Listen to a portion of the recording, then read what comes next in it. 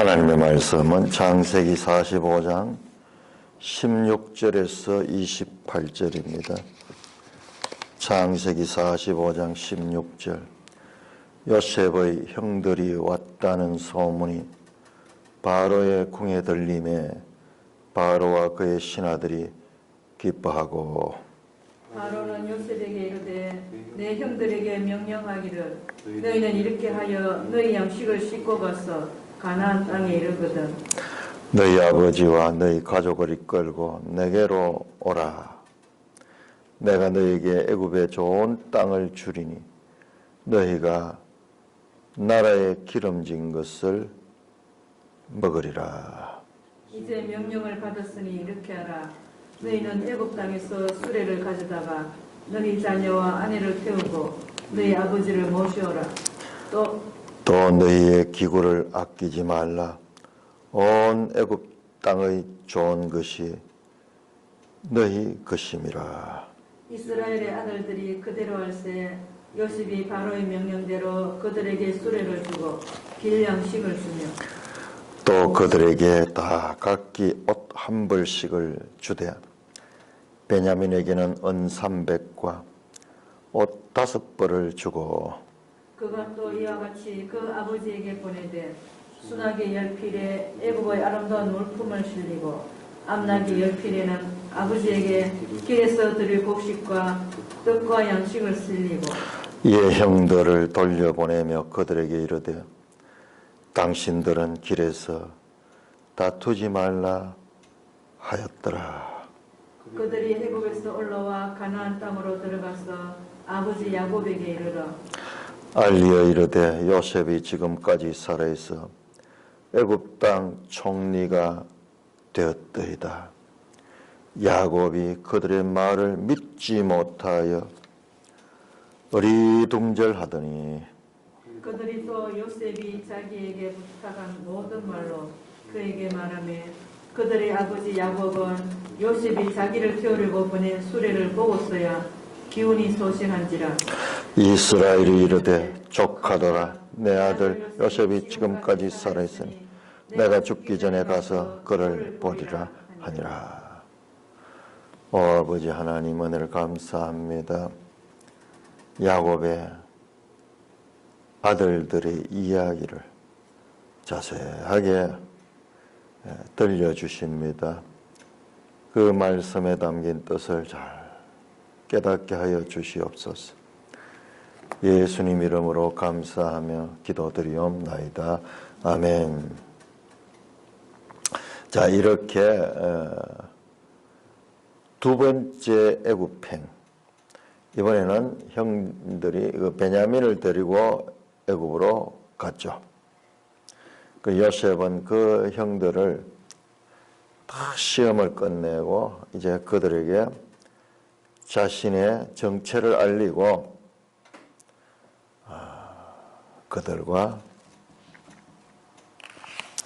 오랜만에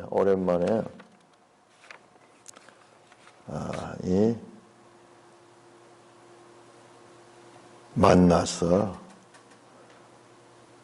45장 14절에 자기 아우 베냐민의 목을 안고 울고 베냐민도 요셉의 목을 안고 울고 형들과 입맞추고 형들이 그제서야 요셉과 말하니라. 참 극적인 인생의 참으로 드라마틱한 재회가 이루어졌습니다.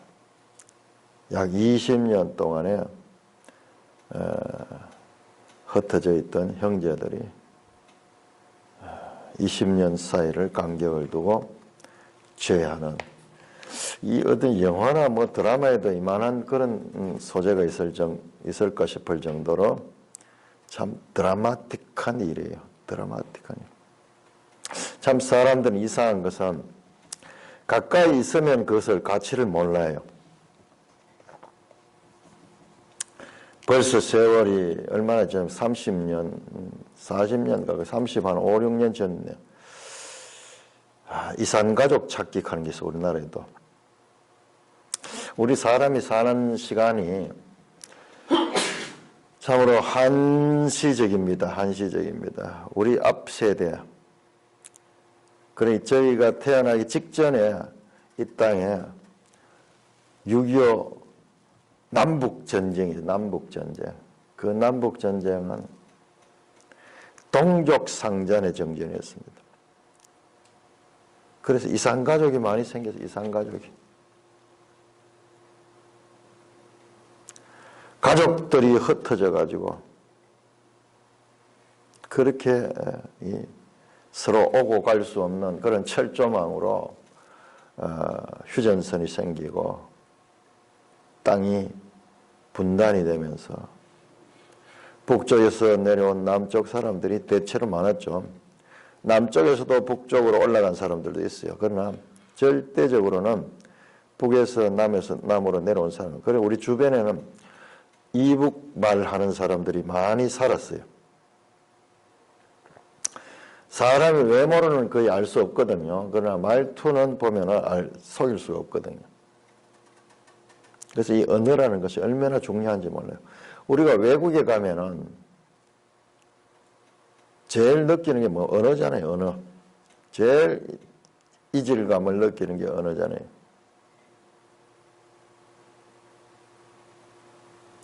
저희가 어릴 적에 우리 동네에도 이북에서 내려온 사람들이 많아요. 우리는 어릴 때는 그 뭔지 모르고 그냥 이북 사람 했지만 그 사람들은 고향 땅을 버리고 자기들 살던 이 터전을 버리고 내려온 사람. 그들 가운데서는 가족이 같이 내려온 사람도 있지만은 아들만 내려온 경우도 있고 그 반대의 경우도 있고 여러 가지 사연들이 있습니다. 그래서 노래도 보면 굿세어라 금순이하고 같이 내려왔는데 헤어졌던 것 같아요. 그래서 부산에는 또 피난민들이 막 다 모았던 것이거든요. 우리 대구에도 많이 있어요. 우리 동네에도 이북 사람들 많아요. 이북 사람들은 지독하다, 이북 사람은 지독하다 그런 이야기들을 어릴 적에 우리 듣고 자랐거든요. 알고 보니까 지독할 수밖에 없잖아요. 남한 사람들은 그냥 자기 살던 곳에 그냥 살고 있고 이북 사람들은 그 모든 기득권을 버리고 지금 낯선 땅 이렇게 왔기 때문에 그들은 그냥 보통 사람들 같이 살 수가 없는 거죠. 남달리 살아야만 살 수 있는 거죠. 그게 참 놀라운 것은요. 사람은 환경이 좋다고 꼭 복이 되는 것이 아니라는 것을 우리가 그런 것을 통해서 알 수 있습니다.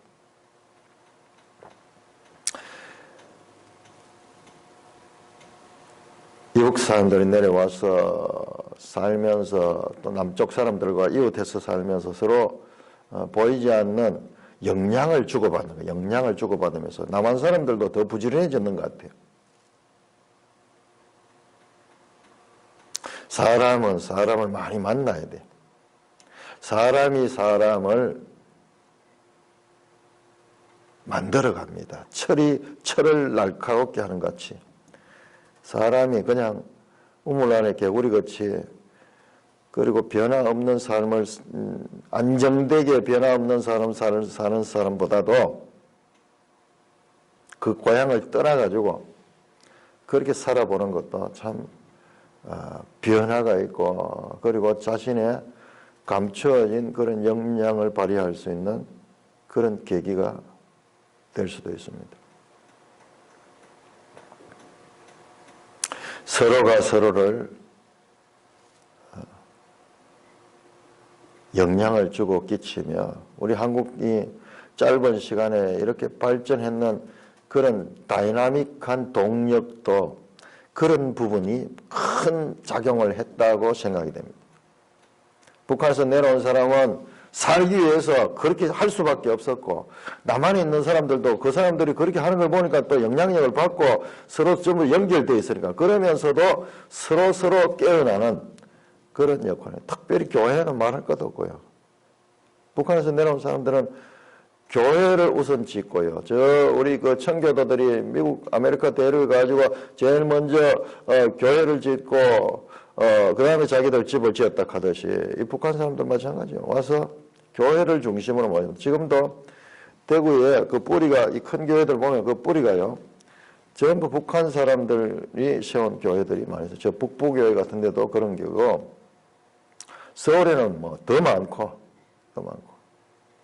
영락교회 같은 거, 뭐 이런 건 전부 북한 사람들이 중심이 돼서 교회를 중심으로 모이고, 그러면서 교회가 남한 땅에 많이 생기게 됐죠. 그러면서 아주 신기한 일. 문제는 6.25 전쟁이라는 동족 상잔에 큰 상처를 주고받는 그와 같은 불행한 사태가 일어났지만 그 결과는 이 대한민국 땅을 완전히 개조시키는 그와 같은 결과를 가져왔습니다. 오히려 모든 것이 폐허가 되니까는 새로 건설하는 거예요. 폐허되지 않았으면 그냥 있는 거 대충 고쳐가지고 이렇게 살 건데 폭파가 되고 폐허가 되고 이러니까 재건, 우리 어릴 적에 이름이 재건당 하면서 재건. 다시 세운다. 다시 건설한다. 재건한다. 재건복하는 것도 있어, 옷도. 우리가 되게 어릴 적이에요. 우리 아버지 세대들은 그런 시절이고. 자, 그렇게 되니까는 헤어져 있으니까는 얼마나 가족이 그립고 귀한 줄 아는 거예요. 그래서 80년대 이산 가족 찾기 텔레비가 이제 나오게 돼가지고, 그 이전에는 뭐 라디오밖에 없으니까는 라디오 방송을 가지고 사람 찾는다, 뭐 이런 계속 사람 찾기가 있었어요. 어떤 사람들은요, 가슴에다가 큰 글씨를 써가지고 가족 찾는 그것을 틈만 나면 시장이나 이런 데 가가지고 자기 가족들 찾는다고 뭐 얼굴 특징도 표시하고 뭐 이러면서 그 헤어진 사람의 심정을 말할 수 없는 거예요. 같이 있는 사람은 전혀 그렇지 못하고 심지어는 뭐 서로 싸우고 다투고 서로 상처를 주고받는데, 그러나 헤어진 사람은요 그런 거 없어요. 어떻게 해도 좋으니까 얼굴만 한번 봤으면 평생 소원이 얼굴만 한번 보는 것 같은 그런 것이, 이게 우리 인간의 아이러니입니다.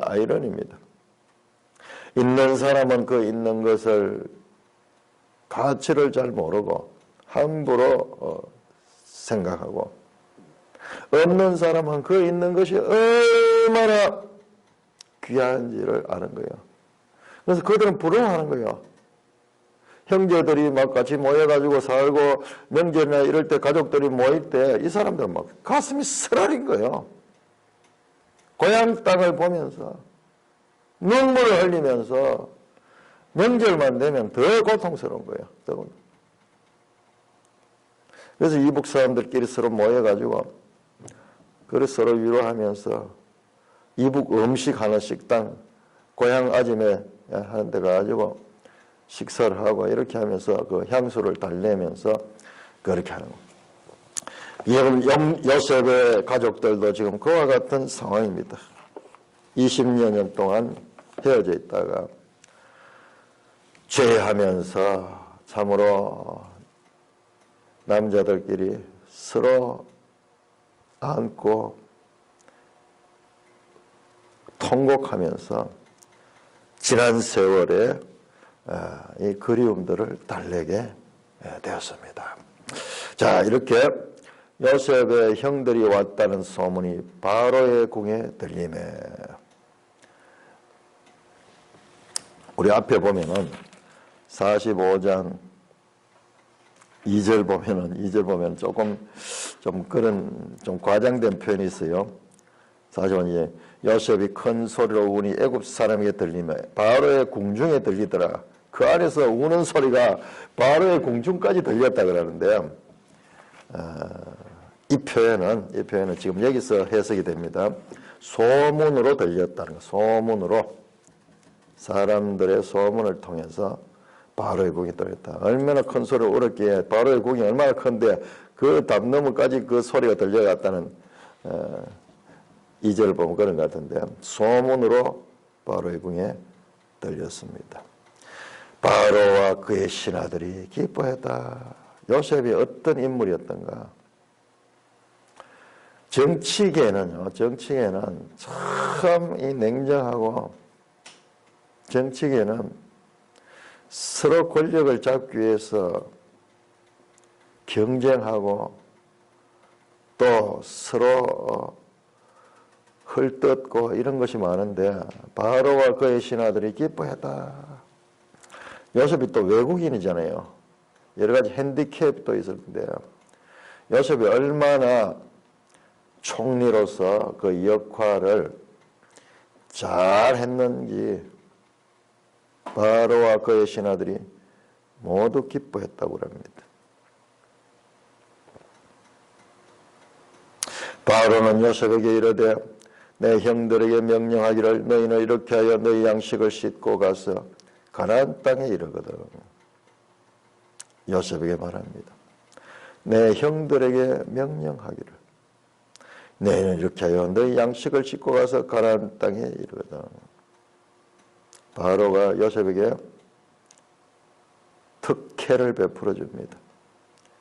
양식을 싣고 그렇게 가나안 땅에 이르거든. 너희 아버지와 너희 가족을 이끌고 내게로 오라. 내가 너에게 애굽 좋은 땅을 주리니 너희가 나라의 기름진 것을 먹으라. 왕이 말이죠. 왕 중에 왕이 이민을 초청합니다. 이민을 가려 그러면 옛날에도 우리나라에 참 미국에 이민 많이 가 있잖아요, 사람. 그 비자 가는 게 있어요. 초청장이 있어요, 초청장. 왕의 초청장입니다. 왕의 초청장. 그리고 오면은 좋은 땅도 주고 기름진 것을 먹을 수 있는 그와 같은 환경을 제공해 주겠다고 바로가 특혜를 베풉니다. 19절 이제 명령을 받으니 이렇게 하라. 너희는 애굽 땅에서 수레를 가져다가 너희 자녀와 아내를 태우고 너희 아버지를 모셔오라. 바로의 명령으로 땅과 그와 같은 여러 가지 특혜를 베풀어 주겠다고 명령했습니다. 왕의 명령은 법이에요, 법. 그리고 특별히 애굽 땅에서 수레를 가져가다가 너희 자녀와 아내를 태우고 너희 아버지를 모셔오라. 애굽의 수레는 오늘날 치면은 최고급 승용차입니다. 최고급 승용차.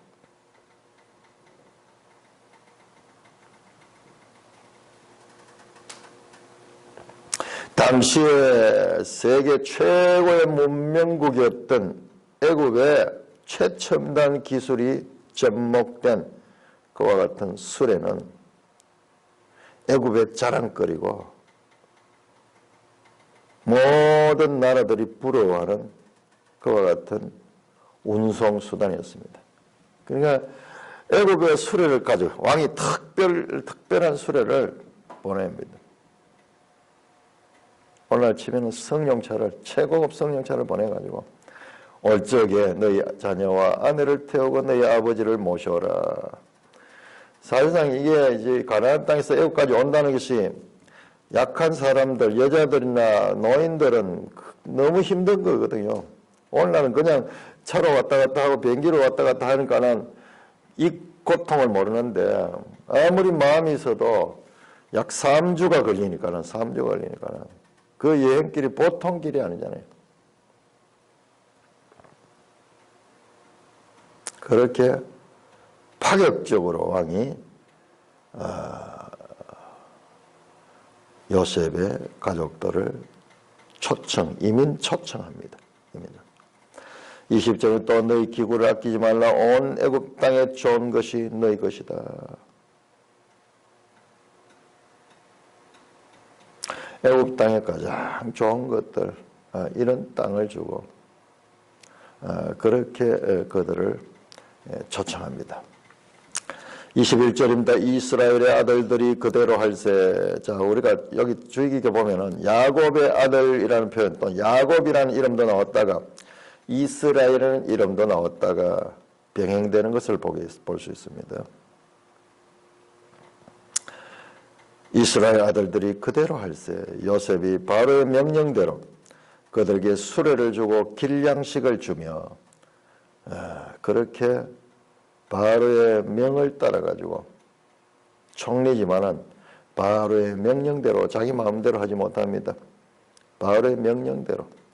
이게 어떤 요셉의 권력이 대단하죠. 그렇지만은 그는 그 위에 있는 바로의 명령을 순종했습니다. 바로의 명령대로 그에게 술을 주고 길양식을 줬다. 길양식 오고 갈 때 그 노중에 먹을 양식을 따로 줘야 돼요. 가서 먹을 게 따로 있고 오며 가는 길도 몇 시간짜리가 아니고 몇 주간 걸리는 길이니까는 길에서 먹을 수 있는 양식을 따로 챙겨주고 또 그들에게 각각 옷 한 벌씩을 주되 베냐민의 은삼백과 옷 5벌을 줬다. 형제들에게 옷을 한 벌씩 줬다. 옷 한 벌. 요즘은 대수롭지 않지만은 흔한 게 옷이지만은 이 옷 한 벌을 수공을 해서 다 길쌈해가지고 천을 만들고 그거 가지고 재단해가지고 그렇게 옷이 되기까지는 참으로 많은 노력이 들은 값비싼 선물이에요. 값비싼 선물. 값비싼 선물. 옷 한 벌이 얼마나 귀하겠어요. 우리는 그냥 입지만 이 옷 한 벌을 식물을 재배해가지고 거기서 나중에 씨를 또 뽑아내가지고 그것을 또 이렇게 그 씨를 뽑는데도 그렇게 힘들어요. 그 과정을 통해가지고 그렇게 그 씨를 한 올 한 올 다 그렇게 직조해가지고 그렇게 천이 만들어지고 그렇게 천이 만들어지는 것을 다시 재단을 해가지고 요즘 사람들은 옷을 그냥 사입으면 모르지만 우리 옛날에는 옷 맞추면은요. 옷을 맞추면은 가공하는 게 있어요. 처음에 치수되고 그다음에 중간쯤 가 다시 한 번 더 그 대충 만들어진 옷을 입고 다시 가공하는 거예요. 가공. 그러니까 양복 한 벌 같으면 뭐 보름도 걸리고 한 달도 걸리고 그렇게 하는 거죠. 선수 다 만드니까. 천이 있는데도 그런데 이 당시에는 천도 직접 만들어야 되니까는 옷 한 벌이 얼마나 귀하겠어요. 베냐민은 은삼백을 주고 옷 5벌을 줬다. 참 이 5이라는 수가 베냐민에게는 계속 나옵니다.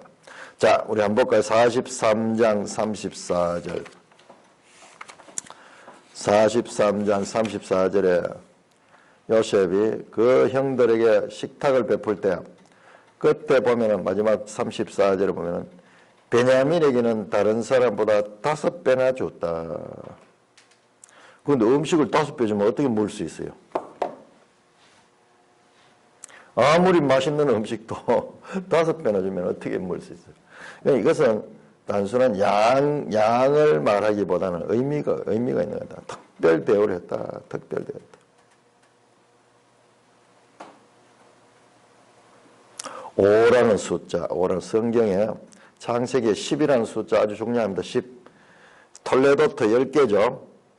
그 다음에 족보를 보면요. 아담에서 노아까지 10대. 그 다음에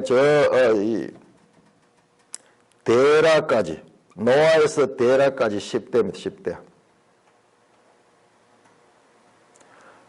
10개의 톨레도트로 구성되어 있고. 그 다음에 7이라는 숫자 아주 중요하게 나오죠. 7. 7일 만에 7일째 안식하고 그 다음에 뒤에 보면 다시 70민족이 나옵니다. 70민족이 나오고 여기도 70명이 애굽으로 들어갑니다. 그 다음에 이 5라는 숫자도 아주 중요하게 지금 베냐민에 있어 특별 대우를 할 때에 은삼백과 옷 5벌을 줬다.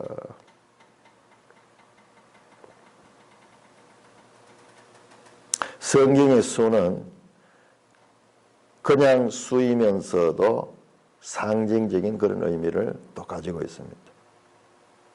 그 성경을 참 읽는 데 있어 가지고는 우리가 이 양면성이 있어요. 하나는 문학적으로 역사적으로 읽어야 됩니다. 여기다 너무 과도한 의미를 부여하면 안 돼요.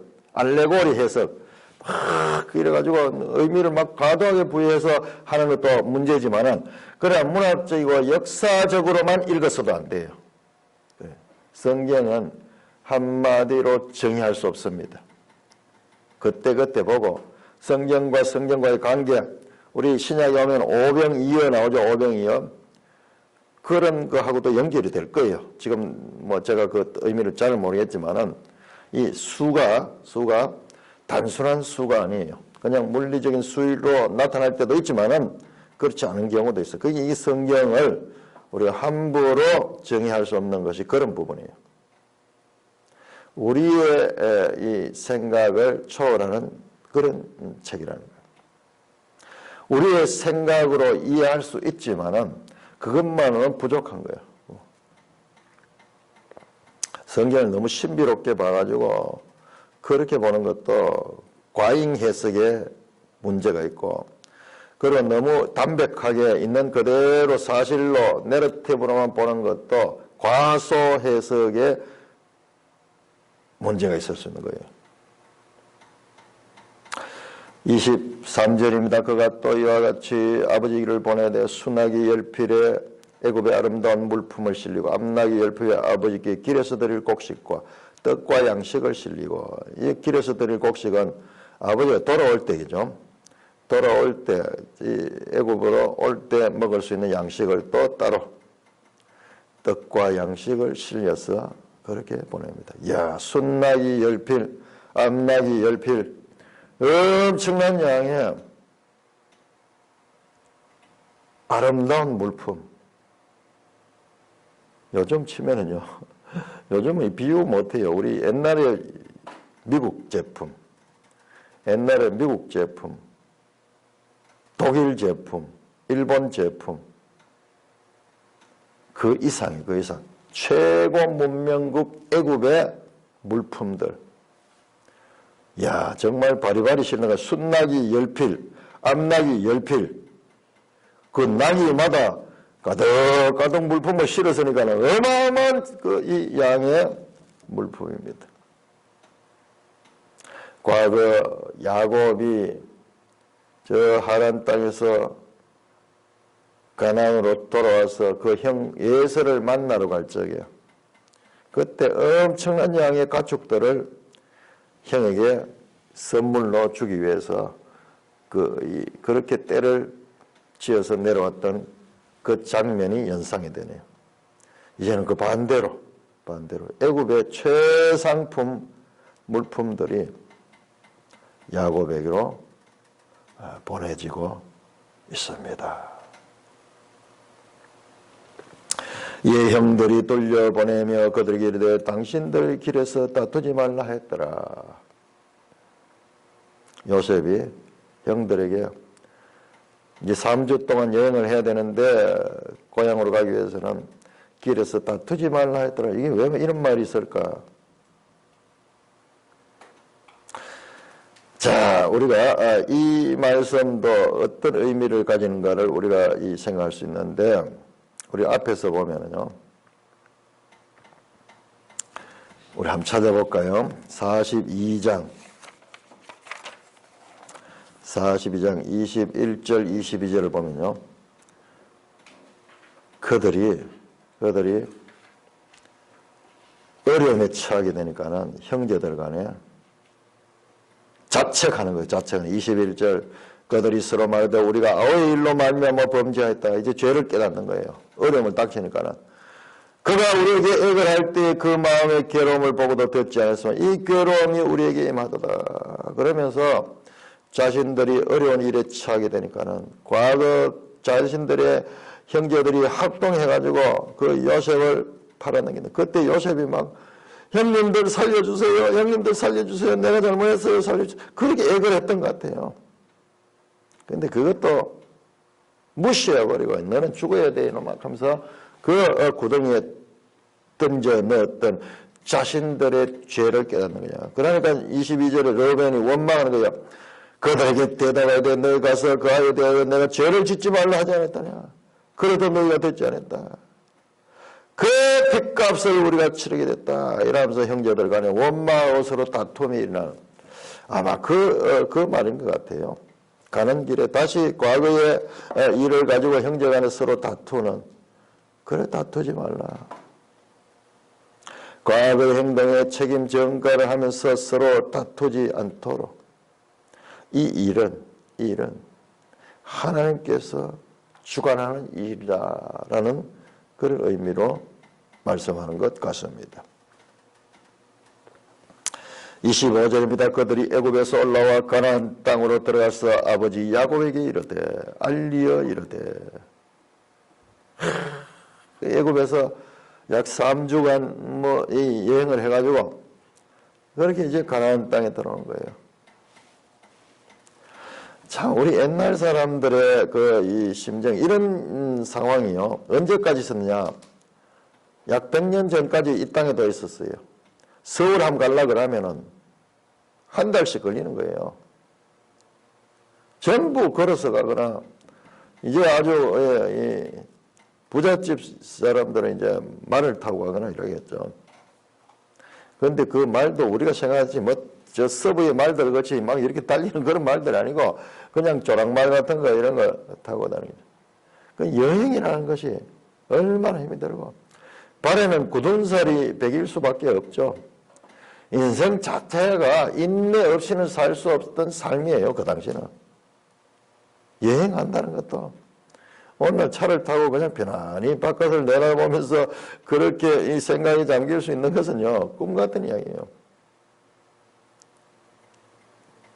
양식을 준비해가지고, 신발도 몇 개를 준비를 해가지고, 짐을 바리바리 치고, 그렇게 가니까는, 큰 여행길을 마치고 이제 가나안 땅으로 들어갔습니다. 아버지 야곱에게 이르러 소식을 알립니다. 요셉이 지금까지 살아서 애굽 땅 총리가 되었나이다.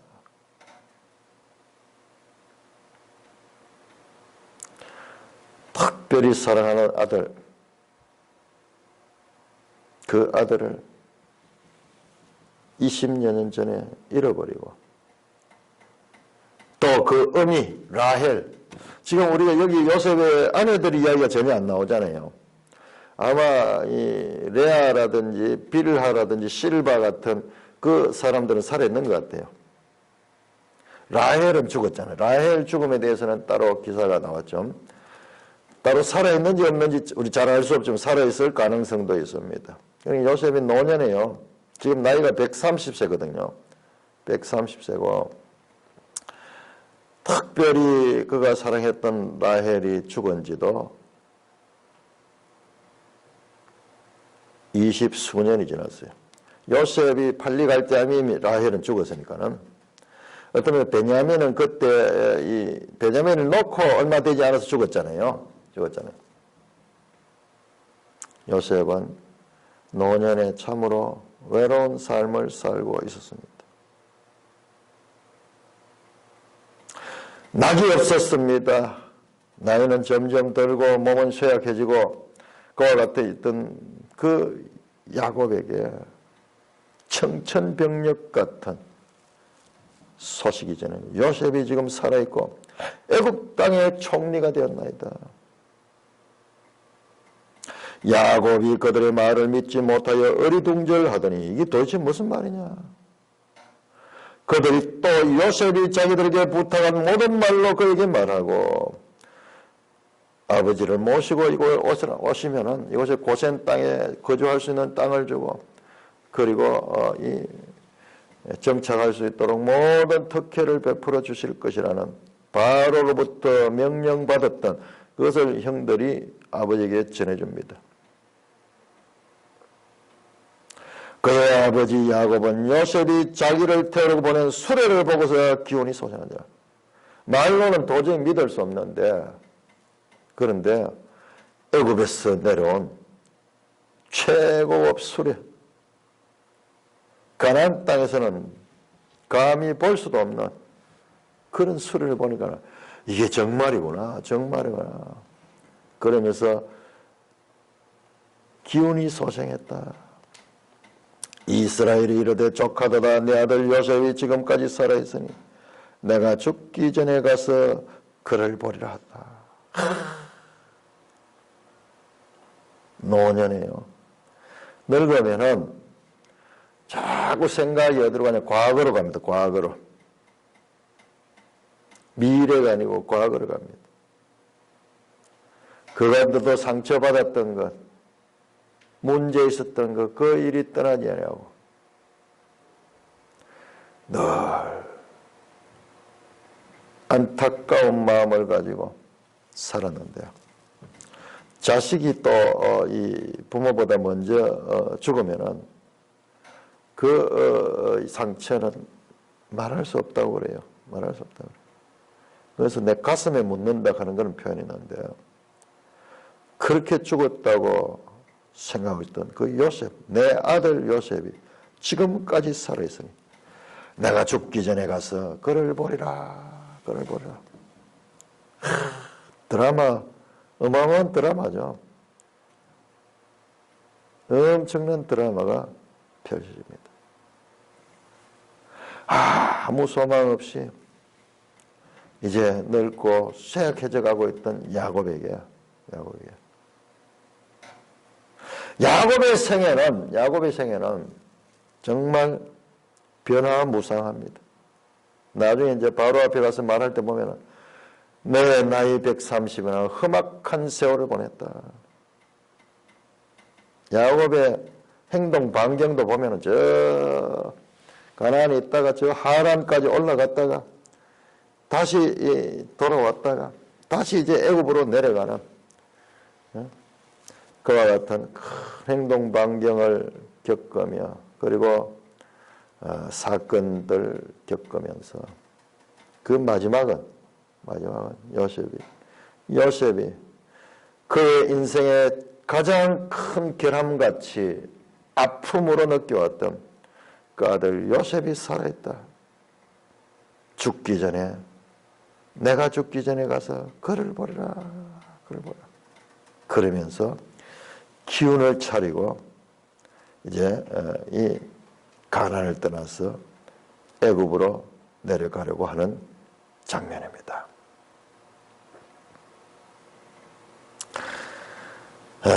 참 이 엄청난 드라마가 지금 펼쳐지고 있습니다.